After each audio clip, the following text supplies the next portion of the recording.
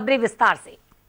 मुख्यमंत्री पुष्कर सिंह धामी दिल्ली दौरे पर हैं। आज वो उपराष्ट्रपति पद की शपथ ग्रहण समारोह में शामिल होंगे।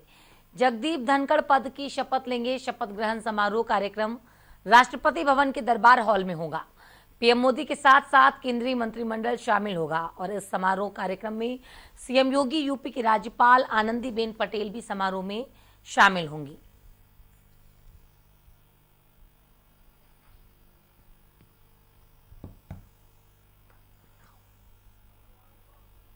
मुख्यमंत्री पुष्कर सिंह धामी दिल्ली दौरे पर हैं। आज वो उपराष्ट्रपति पद की शपथ ग्रहण समारोह में शामिल होंगे। जगदीप धनखड़ पद की शपथ लेंगे। शपथ ग्रहण समारोह कार्यक्रम में राष्ट्रपति भवन के दरबार हॉल में होगा। पीएम मोदी के साथ केंद्रीय मंत्रिमंडल शामिल होगा। इस समारोह कार्यक्रम में सीएम योगी, यूपी की राज्यपाल आनंदीबेन पटेल भी समारोह में शामिल होंगी।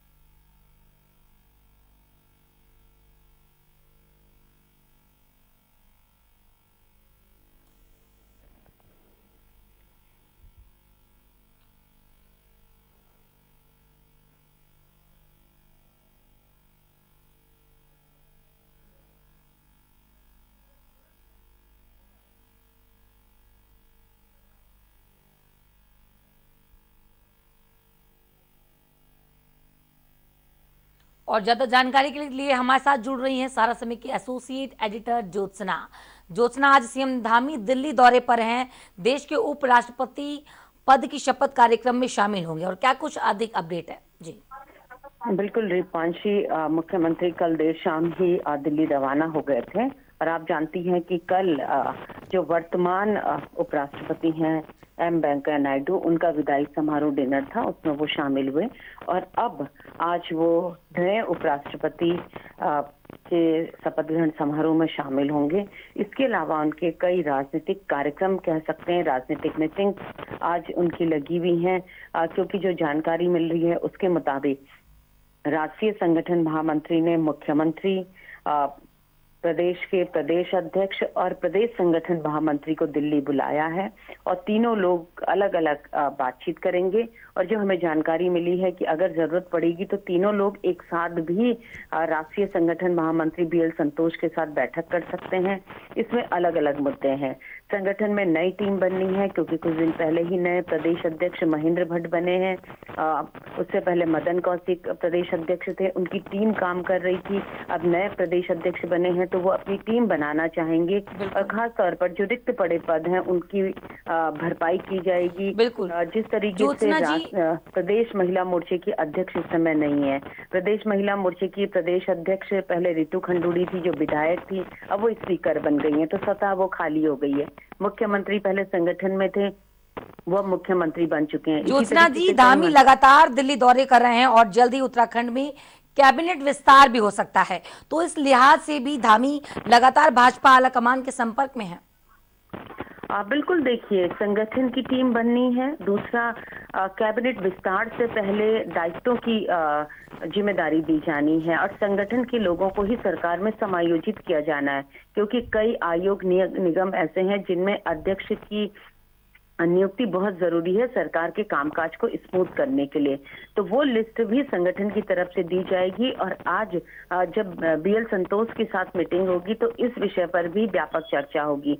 रही बात 3 सीटों की, तो वो कयासबाजी का दौर बहुत दिनों से चल रहा है, लेकिन वो विशुद्ध रूप से मुख्यमंत्री का मामला है। मुख्यमंत्री किस रणनीति के तहत और उन्होंने केंद्र को किस बात के लिए सहमत किया हुआ है कि उन्होंने 3 सीट क्यों खाली छोड़ी हैं और कब उन सीटों को भरा जाएगा, इस पर भी चर्चा होनी है। और ये माना जा रहा है राजनीतिक सूत्रों के हिसाब से कि कि 15 अगस्त तक दायित्वों की पहली लिस्ट जारी हो सकती है, क्योंकि रूपांशी मैं आपको बताऊं कि अभी तो मुख्यमंत्री ने खुद की टीम नहीं बनाई है, मुख्यमंत्री के ओएसडी नहीं बने हैं, इसके अलावा उन्होंने प्रॉपर अपने यहाँ किसी को नियुक्ति नहीं दी है, सिर्फ आज तक एक ओएसडी का नियुक्ति पत्र जारी हुआ है, बाकी किसी का भी नहीं। मुख्यमंत्री कार्यालय में बहुत लंबी चौड़ी लिस्ट होती है जहां नियुक्ति होती है, तो इन बिल्कुल सब ज्योत्सना, विषयों पर आप बने बातचीत रहिए, होनी। आपसे और अपडेट हम लेते रहेंगे। हल्द्वानी में बीजेपी युवा मोर्चा के कार्यकर्ताओं ने हर घर तिरंगा अभियान के तहत तिरंगा यात्रा निकाली। तिरंगा यात्रा में उत्तराखंड बीजेपी के अध्यक्ष महेंद्र भट्ट ने भी शिरकत की है। महेंद्र भट्ट ने बीजेपी कार्यकर्ताओं को संबोधित करते हुए कहा कि हर घर तिरंगा अभियान को सफल बनाया जाए। उन्होंने अपने कार्यकर्ताओं को दिशा निर्देश दिए कि जिस घर में तिरंगा लहराया हुआ नहीं दिखाई दे उस घर की फोटो भी मिलनी चाहिए, जिससे ये पता चल सके कि ये तिरंगे का सम्मान नहीं करते। इस मौके पर उन्होंने विवादास्पद बयान भी दे डाला। उन्होंने कहा कि जिस घर में तिरंगा लहराता नहीं दिखाई दे उस घर की तरफ विश्वास की नजर से नहीं देखा जाए।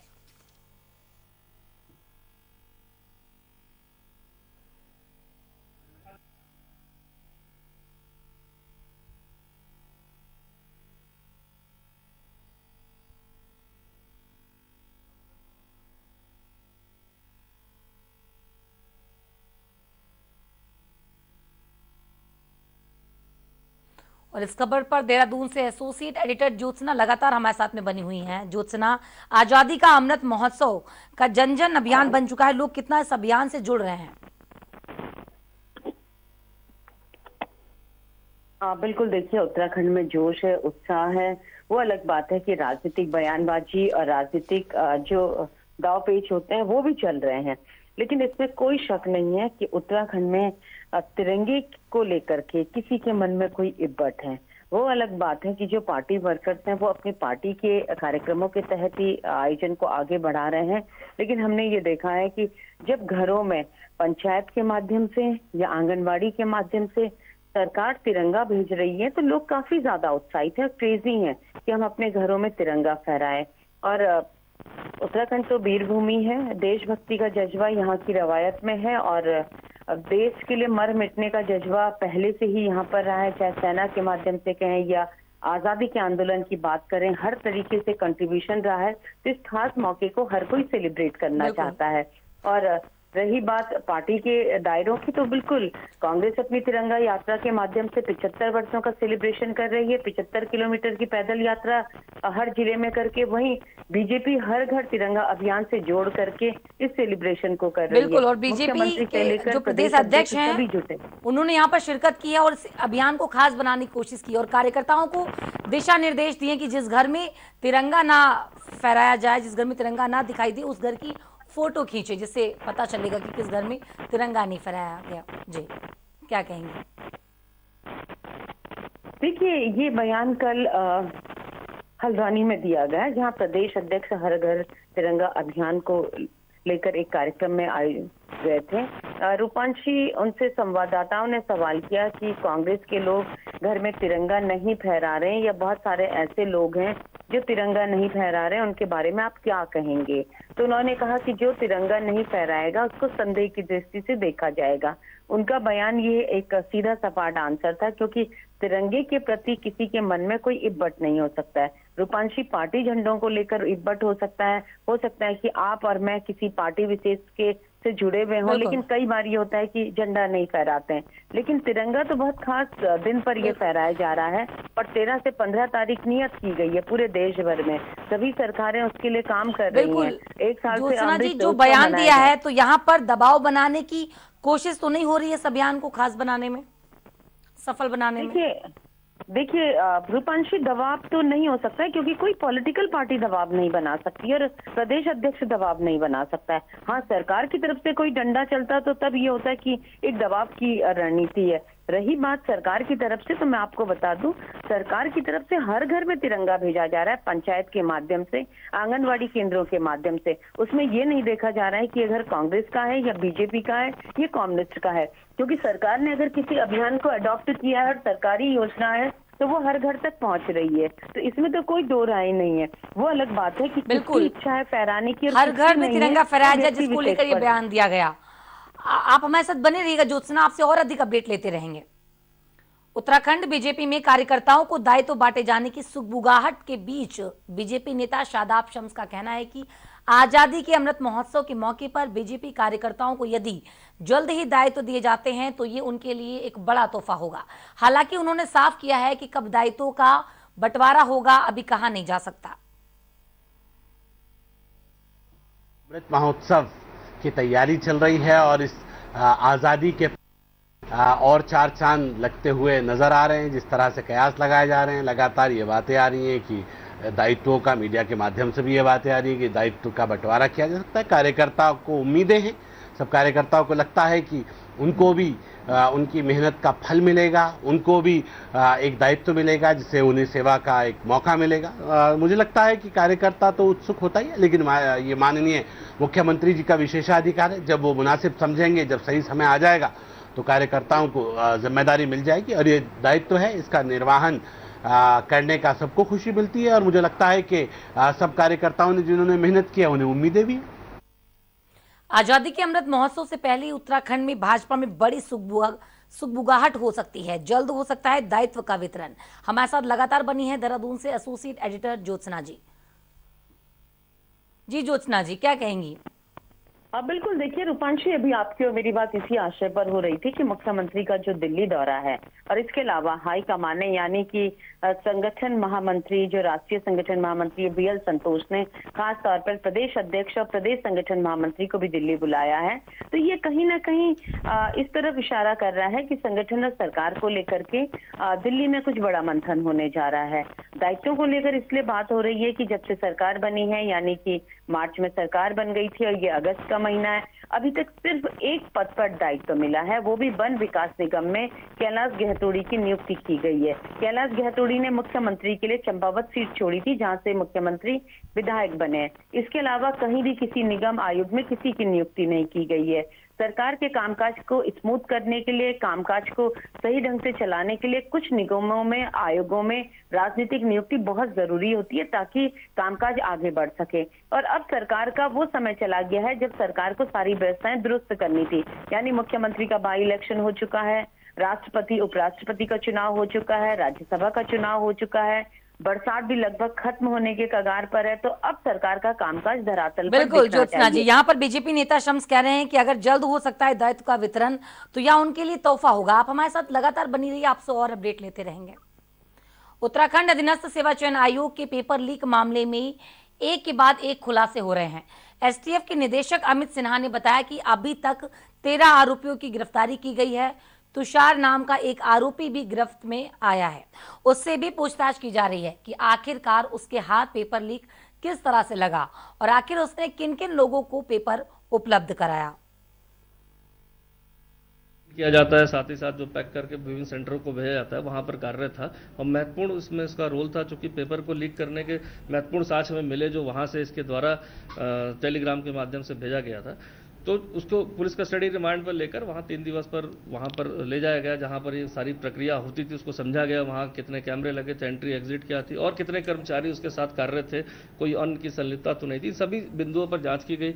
उसके द्वारा जो इस पेपर लीक से जो 36 लाख रुपए प्राप्त किए गए थे उससे संबंधित हमें 4 पासबुक भी मिली, जिसमें विभिन्न अकाउंट में उसके द्वारा ये धनराशि को जमा किया गया था अपने रिश्तेदारों के। साथ ही साथ जो गाड़ी उसके द्वारा खरीदी गई, सभी कागजात उससे पुष्टि के लिए हम उसके द्वारा बरामद कराए गए। साथ ही साथ जो उसने जानकारी दी, सीसीटीवी फुटेज और अन्य जानकारी दी गई है, जिसके संबंध में हमने आयोग को और साथ ही पूर्व परीक्षा नियंत्रक हैं उनसे भी, उनके भी बयान किए हैं और यहाँ पर जो कार्यरत जो कंपनी के जो डायरेक्टर है उनको भी बुलाया गया है। तो तीनों के एक साथ बैठने पर और एक क्रॉस क्वेश्चनिंग के बाद ही आगे चीज पता चल पाएगी कि फुटेज को लेकर क्यों ये किसके पास है, फुटेज थी कि नहीं थी, या कहीं और किसी षड्यंत्र के तहत उसे हटाया तो नहीं गया। इन सभी बिंदुओं को विवेचना में आगे ही क्लियर हो पाएगा। उत्तराखंड अधीनस्थ सेवा चयन आयोग की परीक्षा में धांधली में 13 लोगों को सलाखों के पीछे भेज चुकी है और ताजा अपडेट बता रही हमारे संवाददाता ज्योत्सना जी, एसोसिएट एडिटर ज्योत्सना जी। ज्योत्सना जी। बिल्कुल रूपांशी, ये मामला बहुत आगे बढ़ता जा रहा है। कल देर रात को एक और अरेस्टिंग हुई है और अब कह सकते हैं कि ये मामला सचिवालय तक पहुंच गया है। सचिवालय के एक कर्मचारी की अरेस्टिंग हुई है जो एक अभ्यर्थी का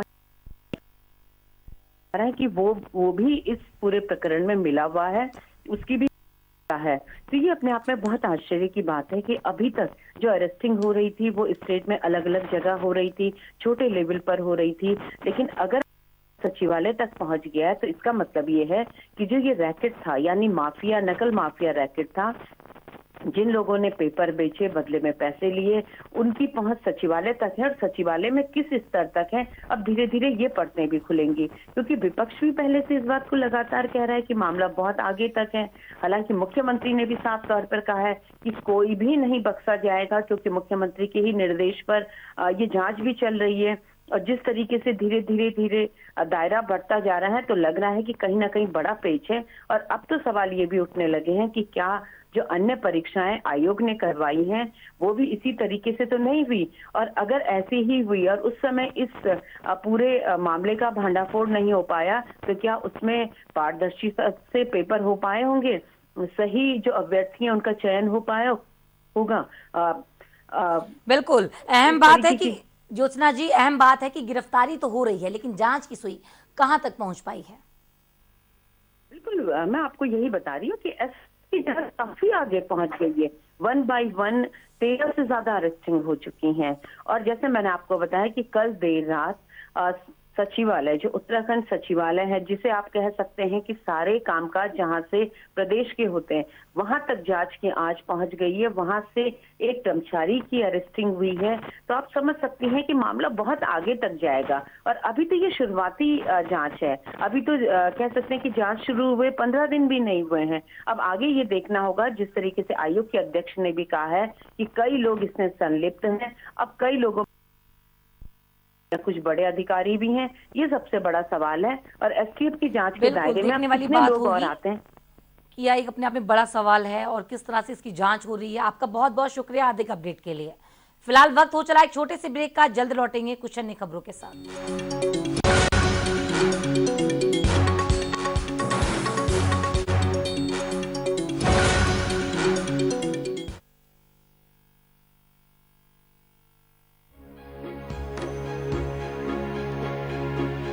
जब भारत माँ का हर बच्चा अच्छी शिक्षा पाएगा, तभी अमर तिरंगा आसमान में शान से लहराएगा।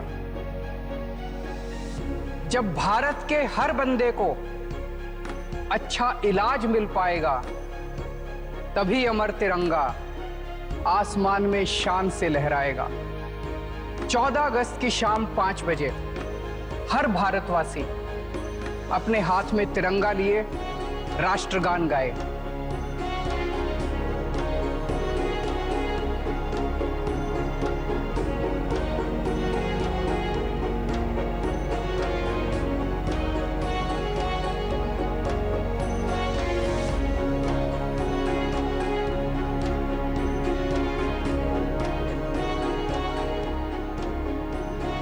मैं भी आपके साथ रहूंगा अपने हाथ में तिरंगा लिए।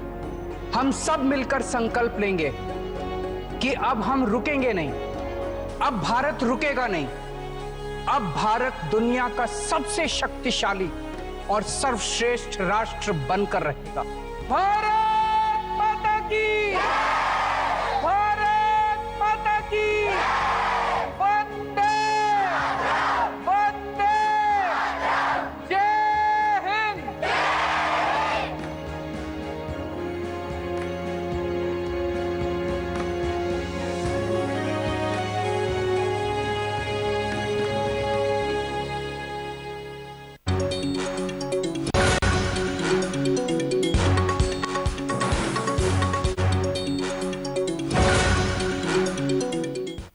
ब्रेक के बाद आपका स्वागत है। खबरों में आगे बढ़ेंगे। उत्तराखंड के चमोली जिले के सीमांत गांव मलारी में भी हर घर तिरंगा अभियान के तहत एक कार्यक्रम का आयोजन किया। सीएम धामी ने भी इस कार्यक्रम में शिरकत की।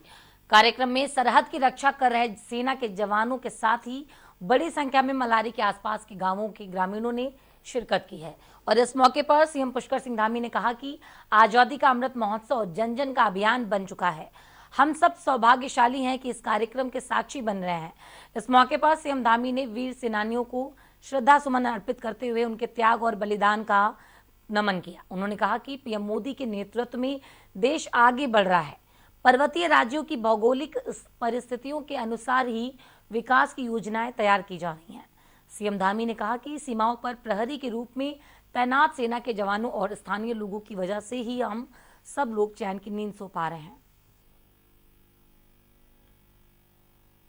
और एक संतरी की तरह वह भी जब इकट्ठे यहाँ पर काम करते हैं। बहुत सारे चूंकि हमारे सेना के लोग आते हैं, उनका कुछ समय का पीरियड होता है, कुछ कालखंड होता है, 2 साल 3 साल, उसके बाद वो अन्य स्थानों पर चले जाते हैं। क्योंकि एक हमारा पूरा उसका रोस्टर बना हुआ है, उस रोस्टर के अनुरूप चलते हैं। लेकिन जो हमारे सीमांत के रहने वाले यही पैदा हुए हैं, यही बड़े हुए हैं, यही उनका जीवन चलता है, इसलिए बहुत सारी जो जानकारियां होती हैं, बहुत सारी इस क्षेत्र की बारे में गूढ़ रहस्य होते हैं, वो हमारे इस क्षेत्र के रहने वाले जो नागरिक हैं, इस क्षेत्र के जो निवासी हैं, वो रहते हैं। इसलिए मैंने उनको कहा कि वो केवल एक सामान्य नागरिक नहीं है, वो सामान्य नागरिक के साथ साथ वो सीमा के प्रहरी हैं।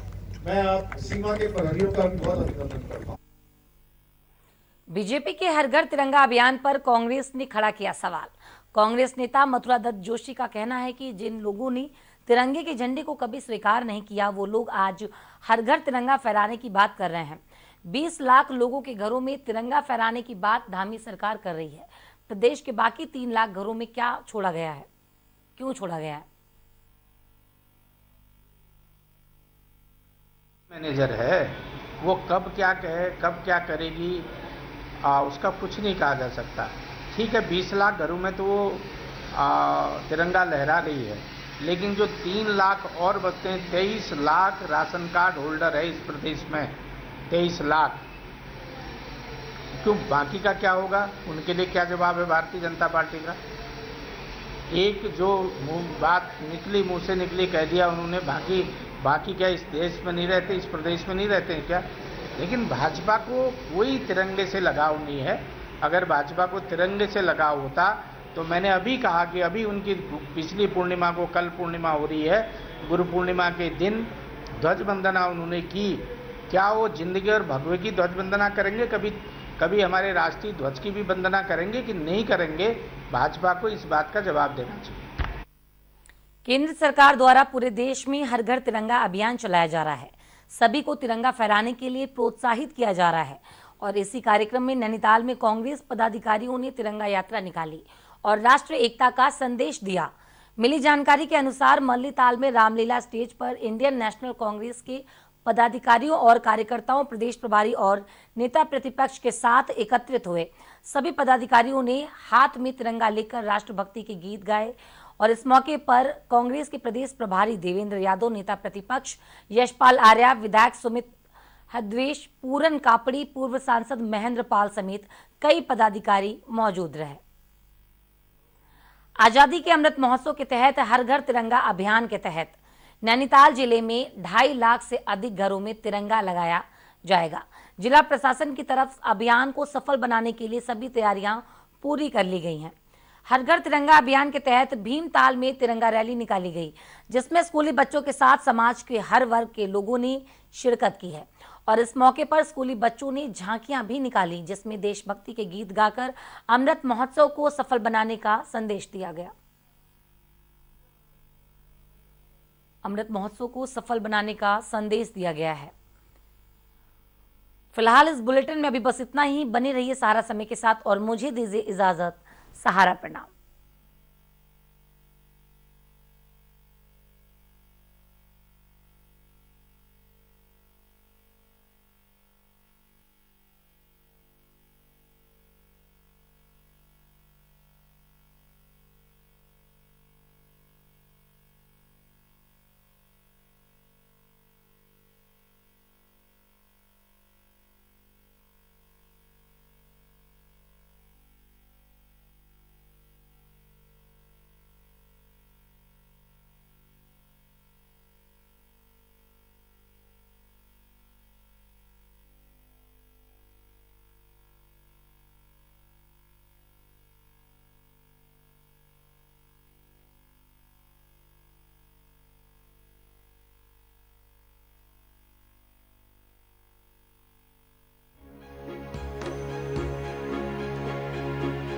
जब भारत माँ का हर बच्चा अच्छी शिक्षा पाएगा, तभी अमर तिरंगा आसमान में शान से लहराएगा। जब भारत के हर बंदे को अच्छा इलाज मिल पाएगा, तभी अमर तिरंगा आसमान में शान से लहराएगा। 14 अगस्त की शाम 5 बजे हर भारतवासी अपने हाथ में तिरंगा लिए राष्ट्रगान गाए।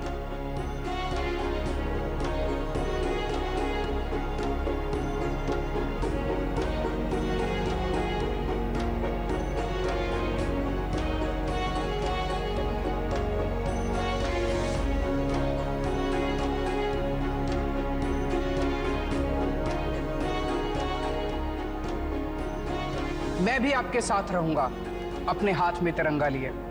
हम सब मिलकर संकल्प लेंगे कि अब हम रुकेंगे नहीं, अब भारत रुकेगा नहीं।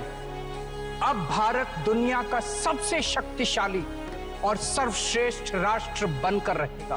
भारत माता की